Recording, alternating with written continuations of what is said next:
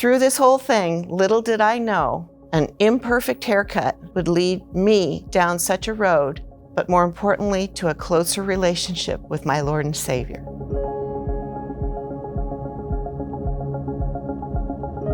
Most of my life, I've had short hair. Every 6 to 12 weeks, I get a haircut. Well, I had this particular haircut where they cut my bangs way too short, shorter than I like. I thought, okay, I can live with shorter bangs. They grow out, not a problem. Well, just so happens, this haircut was just days before we received the governor's executive orders to stay at home. That was really strange. I've never heard of that. But the orders seemed to sound like we would only be in that situation for 2-3 months. And my thoughts were, great, I'm not happy with this haircut. No one will have to see it. I can stay home and let it grow out. The other plus I thought of being home was I married my husband and I wanted to spend time with him. That's why I married him. So this was my positive outlook as we went into the pandemic. Well, 2 months went by, 3 months went by, and here we're hearing that this is not going to be a short-term solution. And so I'm gonna be home longer. Well, my bangs were still okay and I didn't need a haircut yet. But as the months continued, I thought, I don't wanna cut my own hair. Let me see, maybe I should grow my hair out. I've heard of people donating it. So I got on the internet, figured out there is a place called Locks of Love that will take hair donations, and they use it for children up to the ages of 21. Well, I thought that sounds like a really good purpose. And as I looked further on their information, at the time they said they didn't want color-treated hair. In fact, they didn't want any color hair except gray and untreated. And I thought, wow, is God speaking to me that I am supposed to do this? I'm gonna let my hair grow out and put it to a better purpose. This is how I can make good time of what we have. And the pandemic continues. I'm spending time with my husband, love every moment. And as couples do, you always find great ways to say I love you without actually saying the words. Well, the long hair was new for him. And so he came to the point where he would grab my hair and give it a tug. We had a new way of saying I love you without actually using words. Well, pandemic has continued, and it is sad that my husband has now passed away.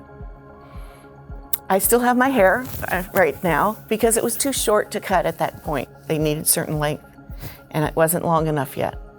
But I can still almost feel my husband tugging on my hair.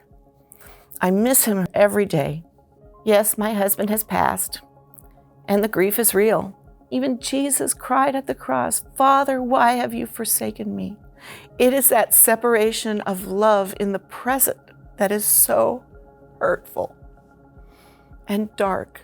So I think of the song, "I Walk Today Where Jesus Walked." I love the song, and the concept is probably someone was in Jerusalem and penned the song for that purpose. They had that experience, feeling that they were walking with Jesus. But I feel like the song needs to change and say, Jesus walks where I walk. I don't need to travel because Jesus has traveled and he's experiencing it with me. To know that I have a loving Savior that is here next to me, seeing me and experiencing this grief, understanding how it hurts, gives me strength to get through the day.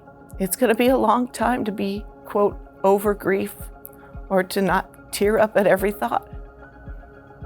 But it does help to know that Jesus is there walking beside me.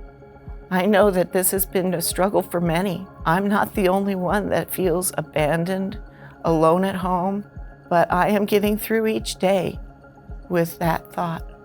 And now I think it's time for me to go ahead and see if I can share even more my original commitment of cutting my hair and letting someone else benefit from it.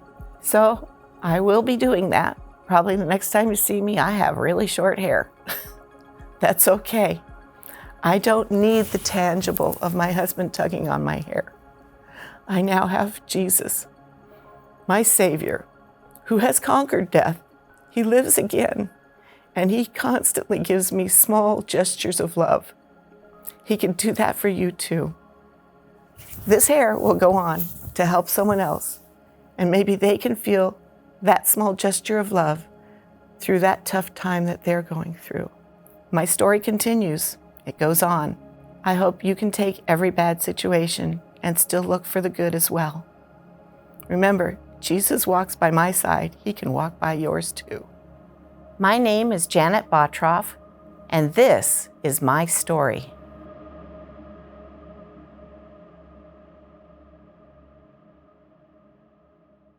I'm Pastor Tara Van Cross, and we're so glad that you've tuned into our Azure Hills Church YouTube channel. Please like and subscribe, and click on the bell so that you'll be notified every time we share new videos. We are so glad that you're here.